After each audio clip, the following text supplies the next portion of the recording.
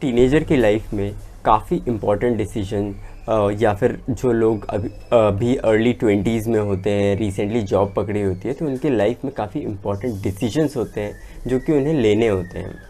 और उन्हीं में से एक इम्पॉर्टेंट डिसीजन है फाइनेंशियल डिसीजन। अगर आप इस डिसीजन में किसी भी तरीके का ब्लंडर क्रिएट करते हैं तो मे बी ये भी हो सकता है कि आपको पूरी लाइफ उस ब्लंडर को फेस करना पड़े। इसमें हमें किसी भी तरीके का कोई भी ब्लंडर नहीं करना होता है। हर चीज़ काफ़ी केयरफुली डिसाइड करनी होती है, काफ़ी केयरफुली सोच के एक एक चीज़ की अमाउंटिंग करनी होती है, एक एक रिसोर्सेज के लिए एलोकेशन करना होता है। हम किस तरीके से अपना पेमेंट करेंगे, ग्रॉसरीज़ की बिलिंग हो गई, दूध हो गया, या फिर हमारे खर्चे हो गए, डिफरेंट रेंट हो गया, या फिर अगर आप अपने घर पे भी रहते हो तो स्टिल बहुत सारे खर्चे होते हैं। इलेक्ट्रिसिटी बिल हो गया, वाटर का एक्सपेंस हो गया। तो ये सब चीज़ें जो है आपको सोच के चलनी पड़ती है, काफ़ी केयरफुल होकर चलना पड़ता है। ऐसा ना हो कि आपने किसी चीज़ में ज़्यादा खर्च कर दिया और कोई इम्पॉर्टेंट चीज़ आपकी रह गई। तो इन सब चीज़ों से बचने के लिए हमें एक चीज़ है जिसे हम बजटिंग, एक टर्म है जो बजट के नाम से आया है, और ये बजटिंग को ही हमें यूज़ करके इस प्रॉब्लम का सलूशन निकालना है। बेसिकली किसी भी अननेसेसरी खर्चे में हमें ज़्यादा अमाउंट नहीं पे करना है। तो उसके लिए बहुत सारे प्रिंसिपल्स डिसाइड किए गए हैं, बहुत सारे रूल्स डिसाइड किए हैं। उन्हीं में से एक रूल मैं आपको आज बताऊं। तो मैं हूं नवीन, स्टार्ट करते हैं आज की video. Let's start with the topic, let's start with the video.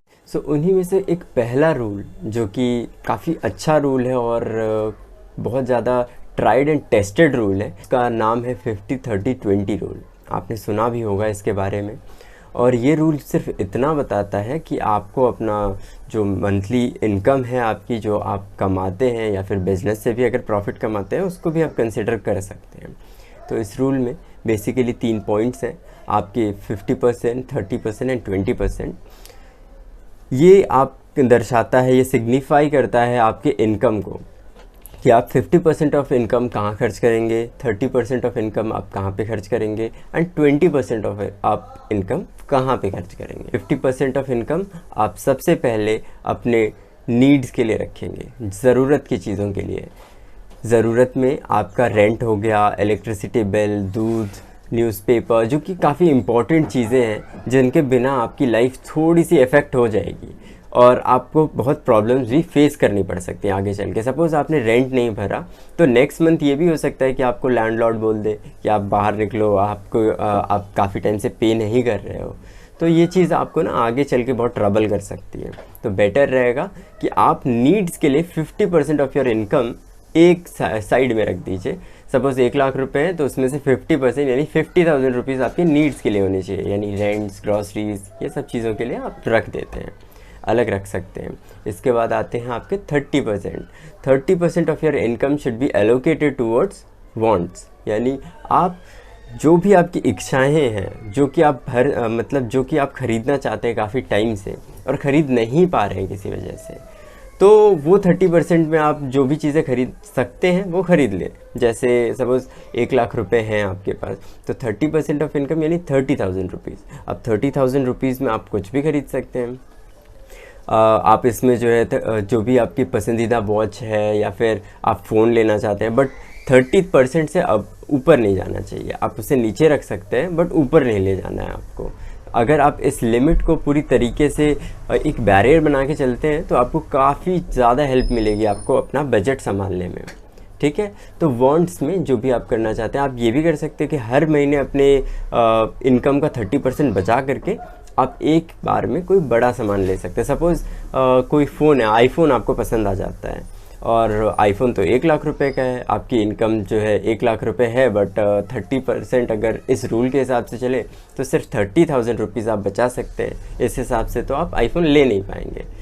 लेकिन इस चीज़ को, अगर सपोज़ आपको आईफोन बहुत पसंद है और आपको लेना ही है, तो आप ये कर सकते हैं कि आप 3 महीने की 30% ऑफ वांट्स बचा करके रख सकते हैं और थर्ड मंथ में या 4th मंथ में आप आईफोन ख़रीद सकते हैं। बहुत आराम से आप ख़रीद भी लेंगे, आपके फाइनेंसेस पे भी इफ़ेक्ट नहीं पड़ेगा। Last but not the least, 20%, आपका इनकम का 20% आप कहाँ खर्च करेंगे। तो जो 20% है वो आप सेव करते हैं। सेव यानी आप एफडीज़ में डाल सकते हैं, सेविंग अकाउंट में डाल सकते हैं, आप इमरजेंसी फ़ंड बना सकते हैं। Emergency fund I am sure आपको पता होगा, इमरजेंसी फ़ंड आपके इनकम का 6 टाइम्स होता है। तो वो 6 टाइम अगर आप अपने अकाउंट में रखते हैं तो वो बेसिकली किसी भी इमरजेंसी के टाइम आपको काम करता है, आपके लिए हेल्प करता है। सपोज़ आपकी जॉब छूट जाती है, मिस हैपनिंग हो जाती है, कोई एक्सीडेंट, मतलब कुछ भी हो सकता है, खुदा ना करे ऐसा हो, लेकिन स्टिल अगर ऐसा कुछ होता है तो आपको प्रॉब्लम्स फेस करनी पड़ सकती है। तो at that point of time आपको इमरजेंसी फ़ंड जो है काफ़ी हेल्प करेगा। तो मेरा यही आपको सजेशन रहेगा कि आप 20% जो सेविंग है सबसे पहले उससे आप अपनी जो चीज़ें हैं जैसे कि आपकी एफडीज़ हो गई, इमरजेंसी फ़ंड हो गया, ये ज़रूर बनाएं। इसके बाद आप इंश्योरेंस की तरफ जा सकते हैं। इसके बाद जब आप इन चीज़ों से सिक्योर हो जाएं देन आप जा सकते हैं इन्वेस्टमेंट की तरफ। इन्वेस्टमेंट यानी जो भी आप स्टॉक मार्केट से रिलेटेड इंस्ट्रूमेंट्स में डायरेक्टली अगर आप इक्विटीज़ में नहीं इन्वेस्ट करना चाहते, कोई प्रॉब्लम नहीं है और कोई गिल्ट वाली बात भी नहीं है कि आप डायरेक्टली इन्वेस्ट नहीं कर रहे हैं। आपको बस इन्वेस्ट करना शुरू करना है। वो चीज़ आपको हमारे चैनल पे कम्प्लीटली मिलेगी। हम स्टार्ट करने वाले हैं फंडामेंटल और टेक्निकल की एक प्रॉपर प्लेलिस्ट। इसमें आपको एक एक चीज़ फंडामेंटल की सिखाई जाएगी, टेक्निकल भी सिखाई जाएगी, तो आप उससे सीख सकते हैं और अपनी ज़िंदगी में इम्प्लीमेंट कर सकते हैं। वो आगे चल के आपको काफ़ी हेल्प करेगा। ठीक है, सो ये सारी चीज़ें हैं। 50-30-20 रूल को अगर आप फॉलो करते हैं तो काफ़ी ज़्यादा हेल्प मिल जाती है एक तरीके की बजट का स्ट्रक्चर बनाने के लिए। सो इससे आप इम्प्लीमेंट कीजिए। एंड किसी भी तरीके का कोई भी क्वेश्चन हो बजट से रिलेटेड आप ज़रूर मुझे कमेंट्स में बताइए, जो कि नीचे आपको मिल जाएगा। और मैं इससे रिलेटेड और भी कुछ पॉइंट्स होंगे तो मैं डिस्क्रिप्शन बॉक्स में डाल दूँगा। सो अभी के लिए इतना ही। Thank you so much for watching my video.